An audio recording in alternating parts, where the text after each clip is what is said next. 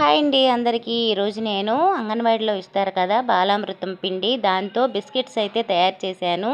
ఇంట్లో చాలా సింపుల్గా తయారు చేసేయచ్చండి. ఎక్కువ ఖర్చు ఏమీ అవ్వకుండా చేసేయచ్చు. చాలా బాగుంటాయి, పిల్లలు ఇష్టంగా తింటారు. ఈ ఫుల్ వీడియో అయితే నేను ఈరోజు అప్లోడ్ అయితే చేశాను ఎస్ఎన్కే కిచెన్ ఛానల్లో. మీరు కూడా చూడండి, ట్రై చేయండి, చాలా బాగా వస్తాయి. పిల్లలు ఆ పిండి తినడానికి ఇష్టపడరు కదా, బాలామృతం పిండి తినడానికి. ఎలాగా మనము బిస్కెట్స్ చేసి పెడితే చాలా ఇష్టంగా తింటారు. ఇది మంచి ప్రోటీన్తో కూడిన పిండి అండి, బలాన్ని ఇస్తుంది పిల్లలు తినడం వల్ల.